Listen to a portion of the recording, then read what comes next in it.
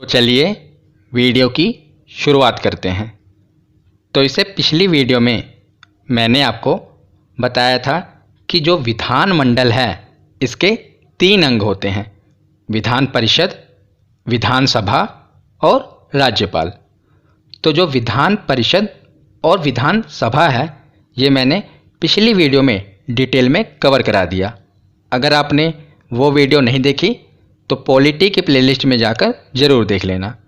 तो आज की वीडियो में हम जो तीसरा महत्वपूर्ण अंग है राज्यपाल, ये देखते हैं। तो जिस प्रकार केंद्र में राष्ट्र का प्रमुख राष्ट्रपति होता है, ठीक उसी प्रकार राज्यों में राज्य का प्रमुख राज्यपाल होता है। तो जो राष्ट्रपति की भूमिका होती है केंद्र में, वही भूमिका राज्यपाल की होती है राज्यों में। तो हमने देखा था, मैंने आपको राष्ट्रपति वाली वीडियो में बताया था कि जो राष्ट्रपति है भारत का, ये नाम मात्र का मुखिया है, मतलब कि औपचारिक प्रमुख है। पर जो प्रधानमंत्री हैं, जो भारत की शक्तियां हैं, वो तो प्रधानमंत्री के ही हाथों में हैं। तो उसी प्रकार जो राज्यपाल है ये औपचारिक प्रमुख है।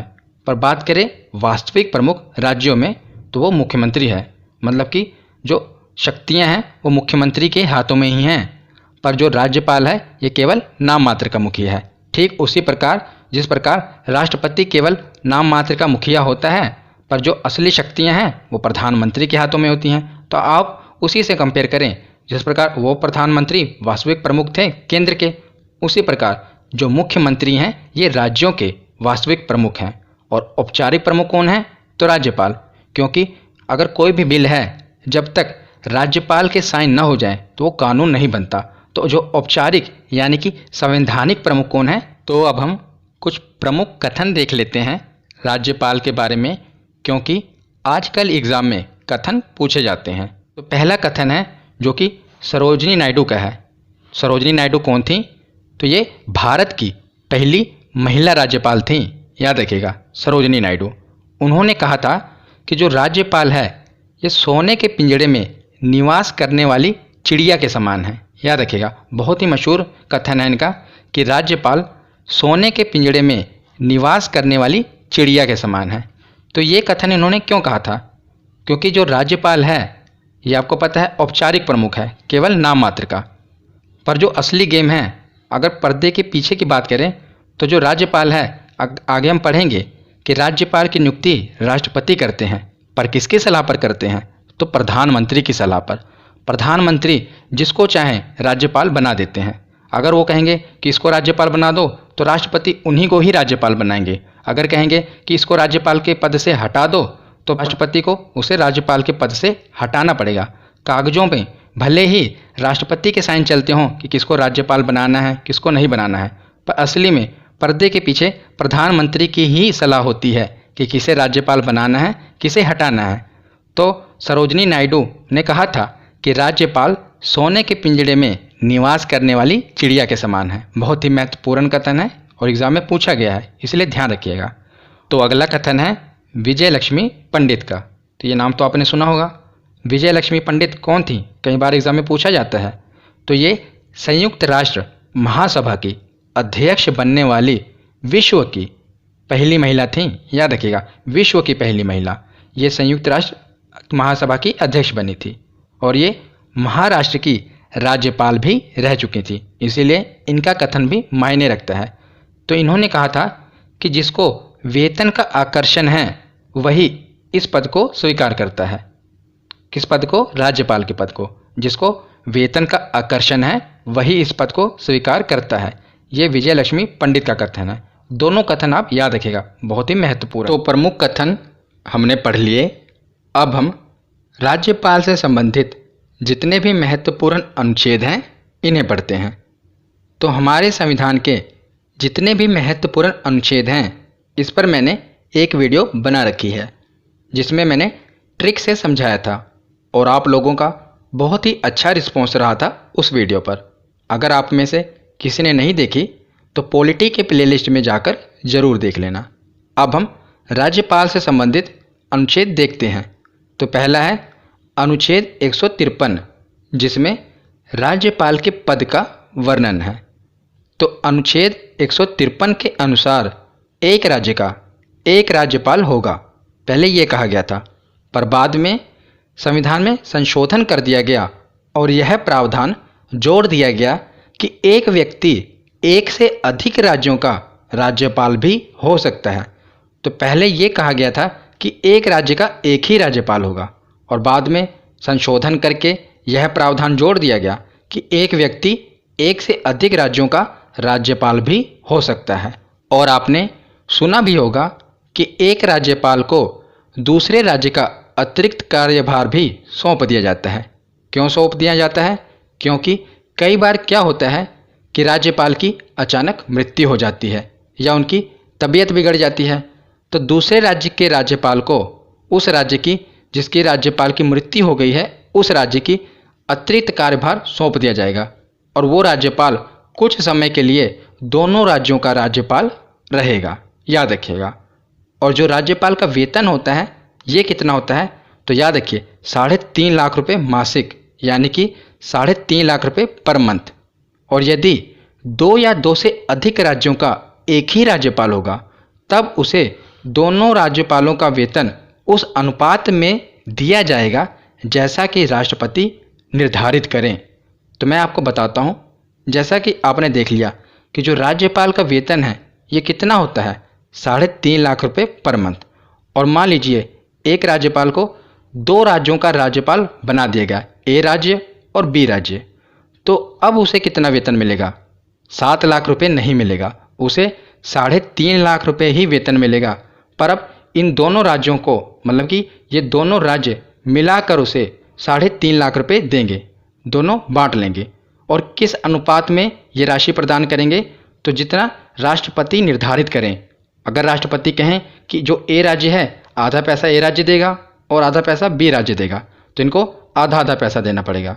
कई बार क्या होता है कि कोई राज्य छोटा है, मान लीजिए जैसे हरियाणा है और राजस्थान है, हरियाणा छोटा राज्य है और राजस्थान बड़ा राज्य है, तो अनुपात डिसाइड कर दिया जाता है। राष्ट्रपति जिस अनुपात में कहें उसी अनुपात में उन राज्यों को राज्यपाल को वेतन देना पड़ेगा। तो ये कौन डिसाइड करता है? राष्ट्रपति। या तो अनुच्छेद 153 के बाद अब हम देखते हैं अनुच्छेद 154। तो इसमें राज्य की कार्यपालिका शक्तियां, इसका वर्णन है। तो राज्यपाल राज्य की कार्यपालिका का प्रमुख होता है, ये हमने पीछे पढ़ा। और राज्य की कार्यपालिका शक्तियां राज्यपाल में ही निहित हैं तथा राज्यपाल इसका प्रयोग अपने अधीनस्थों के माध्यम से करता है।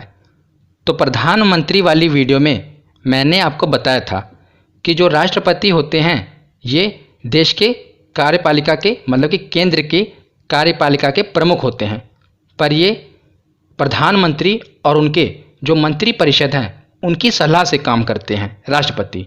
उसी प्रकार जो राज्यपाल हैं ये राज्य के औपचारिक यानी कि कार्यपालिका के तो प्रमुख हैं, पर ये अपने अधीनस्थों, तो इनके अधीनस्थ कौन है? तो राज्य के मुख्यमंत्री और जो उनका मंत्री परिषद है इनकी सलाह से राज्यपाल काम करते हैं तो ये कार्यपालिका के प्रमुख, पर ये अपने अधीनस्थों के माध्यम से काम करेंगे, याद रखिएगा।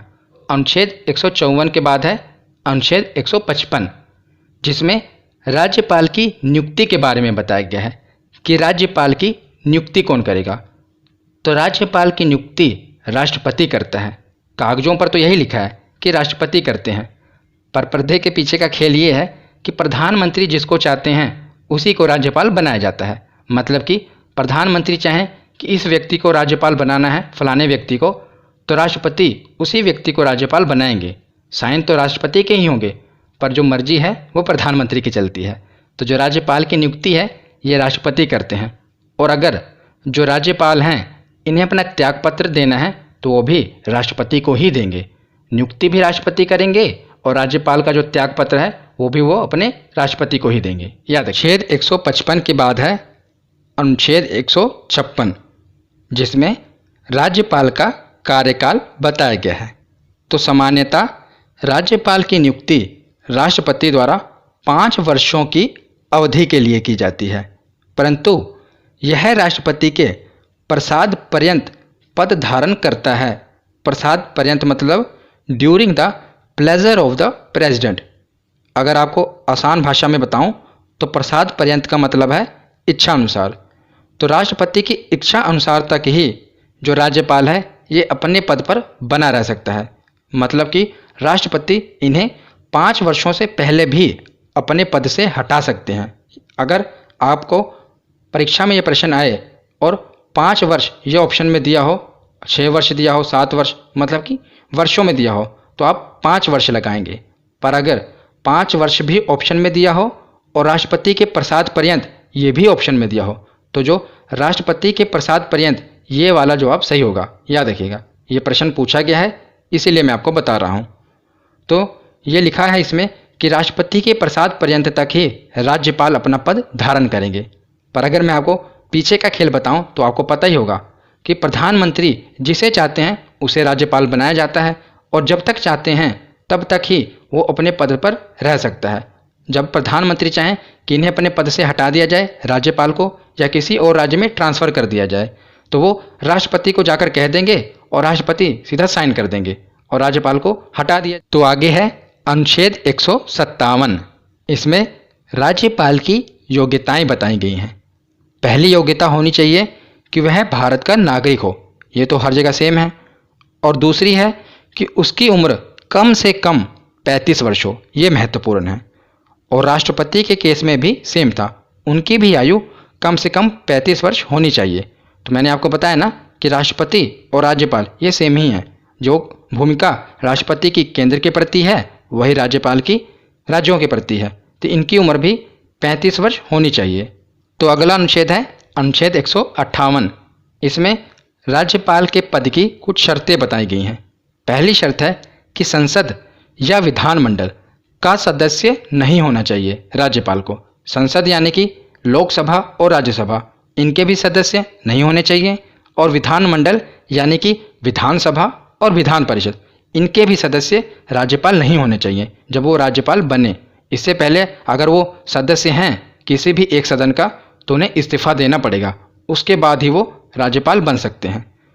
और आगे है कि किसी भी प्रकार के लाभ के पद पर नहीं होने चाहिए। ये भी हर जगह योग्यता सेम ही होती है। लाभ का पद यानी कि सरकारी नौकरी नहीं होनी चाहिए।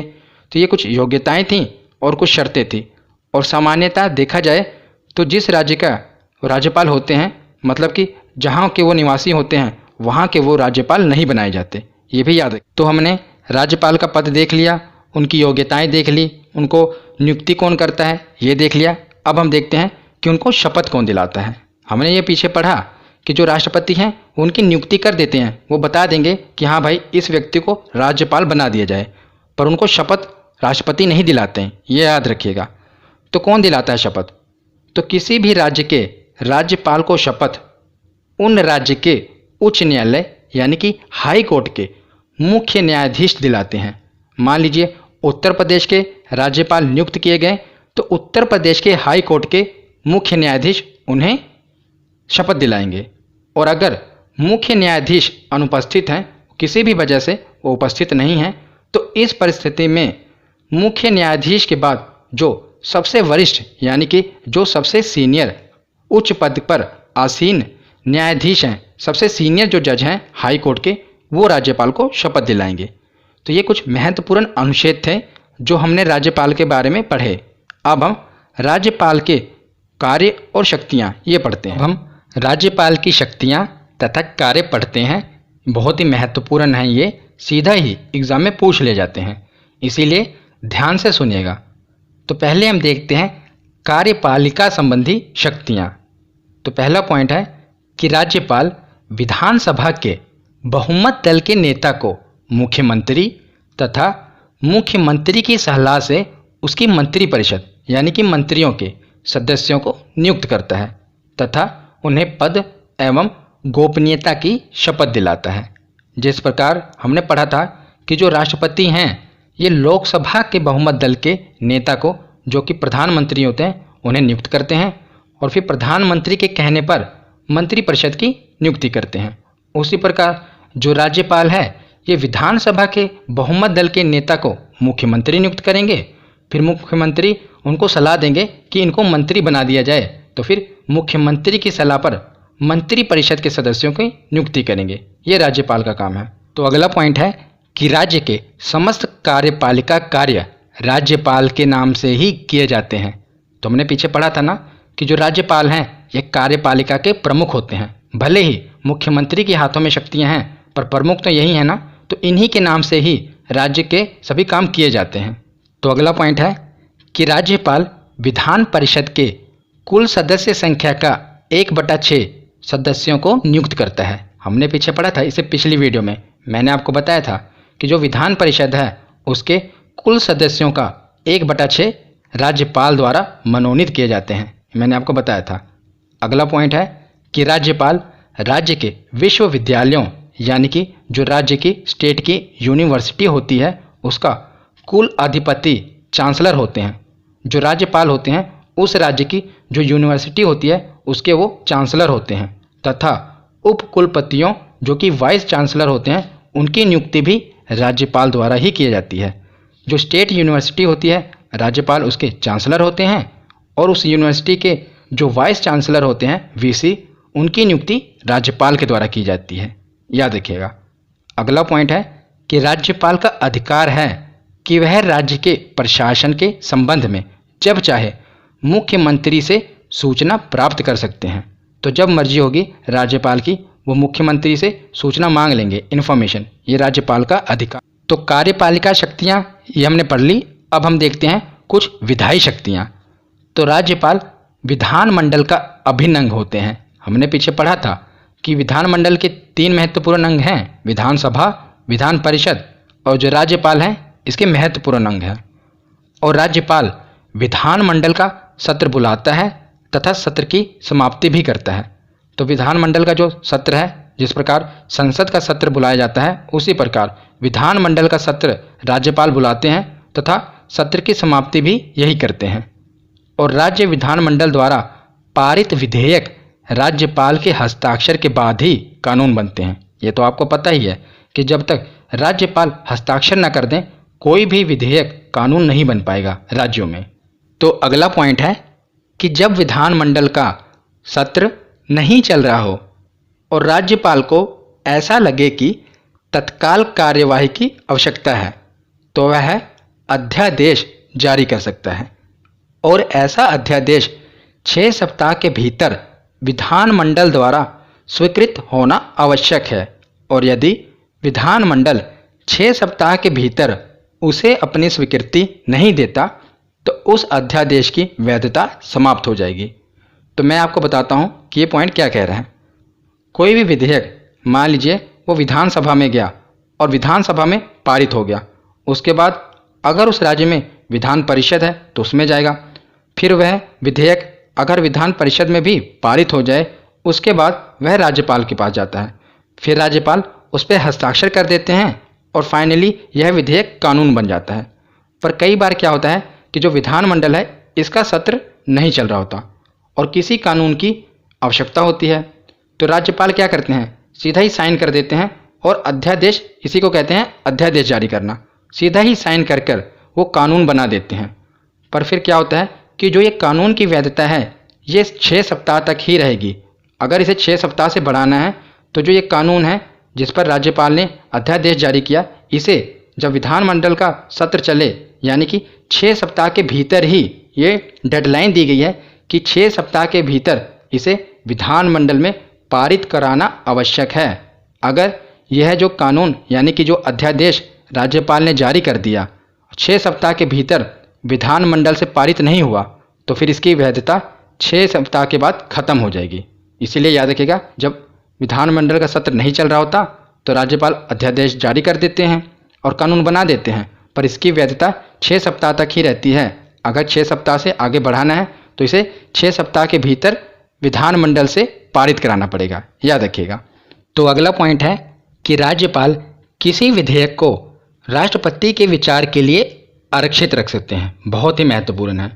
मैंने आपको राष्ट्रपति वाली वीडियो में बताया था कि जब भी कोई भी विधेयक राष्ट्रपति के पास हस्ताक्षर होने के लिए जाता है तो उनके पास 3 विकल्प होते हैं। वो चाहे तो उस पर साइन कर दें और वो विधेयक को कानून बना दें, चाहे तो साइन ना करें और उस विधेयक को पुनर्विचार करने के लिए लौटा दें, और तीसरा विकल्प होता था वीटो, मतलब कि ना तो वो हाँ कह रहे हैं ना तो वो मना कर रहे हैं। तो ये 3 विकल्प होते थे राष्ट्रपति के पास। पर जो राज्यपाल हैं इनके पास राष्ट्रपति से ज़्यादा एक विकल्प, चौथा विकल्प भी होता है। और वो क्या है कि राष्ट्रपति के विचार के लिए वो उस विधेयक को आरक्षित कर सकते हैं। मतलब कि कोई भी विधेयक आए वो उस पर साइन नहीं कर रहे हैं और वो ये कह रहे हैं कि इस विधेयक को मैं राष्ट्रपति के पास भेज रहा हूँ, वो इस पर विचार करेंगे। और राष्ट्रपति, उनके पास 3 ही विकल्प होते हैं, वो किसके पास भेजेंगे? क्योंकि वो तो सबसे मेन है, सबसे प्रमुख हैं, वो तो किसी के पास नहीं भेज सकते। पर राज्यपाल किसी भी विधेयक को राष्ट्रपति के पास भेजने के लिए, मतलब कि राष्ट्रपति के विचार के लिए आरक्षित वित्तीय शक्तियाँ ये देखते हैं। तो राज्यपाल प्रत्येक वित्तीय वर्ष में वित्त मंत्री को विधानमंडल के सम्मुख वार्षिक वित्तीय विवरण, जिसे बजट कहते हैं, प्रस्तुत करने के लिए कहते हैं। तो जिस प्रकार केंद्र सरकार का बजट प्रस्तुत करने का अधिकार तो राष्ट्रपति के पास होता है, पर राष्ट्रपति खुद बजट प्रस्तुत नहीं करते, बल्कि वित्त मंत्री को बजट प्रस्तुत करने के लिए कहते हैं। उसी प्रकार हर एक राज्य का बजट प्रस्तुत करने का जो अधिकार है वो राज्यपाल को होता है, पर राज्यपाल खुद बजट प्रस्तुत नहीं करते, वो जो राज्य का वित्त मंत्री है उसे बजट प्रस्तुत करने के लिए कहते हैं। तो ये इसमें बताया गया है। और अगला पॉइंट है कि विधानसभा में धन विधेयक राज्यपाल की पूर्व अनुमति से ही पेश किया जाता है। ये तो मैंने आपको पहले भी बताया हुआ है कि धन विधेयक क्या होता है। तो जो धन विधेयक है ये राज्यपाल की अनुमति लेनी पड़ती है पहले इसे पेश करने के लिए, याद रखिएगा। तो वित्तीय शक्तियों के बाद अब देखते हैं न्यायिक शक्तियाँ। तो राज्यपाल को भी राष्ट्रपति की भांति क्षमादान की शक्ति प्राप्त है, परंतु याद रखिएगा बहुत ही महत्वपूर्ण है, पर मृत्युदंड और सेना न्यायालय के मामले में राज्यपाल को क्षमादान की शक्ति नहीं प्राप्त है। यही इंपॉर्टेंट है। मैंने आपको राष्ट्रपति वाली वीडियो में बताया था कि मृत्युदंड यानी कि अगर किसी व्यक्ति को फांसी की भी सजा हो जाए तो राष्ट्रपति उसे क्षमा कर सकते हैं, पर राज्यपाल के पास यह अधिकार नहीं है। वो किसी भी व्यक्ति की मृत्युदंड और जो सेना न्यायालय का मामला होता है इस केस में राज्यपाल क्षमादान शक्ति उनके हाथ में नहीं है, मतलब वो क्षमादान नहीं कर सकते। अन्य कोई मामला है तो वो क्षमादान कर सकते हैं, पर मृत्युदंड और सेना न्यायालय के मामले में राज्यपाल को भी क्षमादान की शक्ति नहीं प्राप्त है, याद रखिएगा। और जो ये राज्यपाल क्षमादान करते हैं ये अपने ही राज्य में कर सकते हैं, ये नहीं कि कहीं पर और भी कर दें। अगर वो उत्तर प्रदेश के राज्यपाल हैं तो जो उत्तर प्रदेश के मामले हैं उन्हीं में वो क्षमादान कर पाएंगे और किसी राज्य में नहीं। पर राष्ट्रपति जो होते हैं वो पूरे भारत के होते हैं, तो वो कहीं पर भी कोई भी मामला हो वो क्षमादान की शक्ति उनके हाथों में है और वो फांसी की सज़ा भी माफ़ कर सकते हैं। तो न्यायिक शक्तियों के बाद अब हम देखते हैं आपात शक्तियाँ। तो राज्यपाल को जब लगे कि ऐसी परिस्थितियाँ उत्पन्न हो गई हैं जिनमें राज्य का शासन संविधान के उपबंधों, संविधान के हिसाब से नहीं चलाया जा सकता, तो वह राष्ट्रपति को राज्य में अनुच्छेद 356 के तहत राष्ट्रपति शासन लगाने की सलाह दे सकते हैं। तो जो राज्यपाल हैं उनके पास ये शक्ति नहीं है कि वो राज्य में राष्ट्रपति शासन लगा दें। हाँ, वो राष्ट्रपति को सलाह दे सकते हैं और अगर राष्ट्रपति चाहें तो उस राज्य में राष्ट्रपति शासन लगा देंगे। और जब राष्ट्रपति शासन किसी भी राज्य में लग जाता है तो राष्ट्रपति शासन के समय जो राज्य की सारी शक्तियाँ होती हैं ये राज्यपाल के पास आ जाती हैं, याद रखिएगा, क्योंकि वहाँ पर राष्ट्रपति शासन लग चुका है। तो जो भी सारी शक्तियाँ हैं ये किसके पास आ जाएंगी? तो राज्यपाल के पास आ जाएंगी। तो यहाँ पर हमारा theory section. SB Saroj Kumar subscribe कीजिए, इस चैनल को तथा लाइक कीजिए।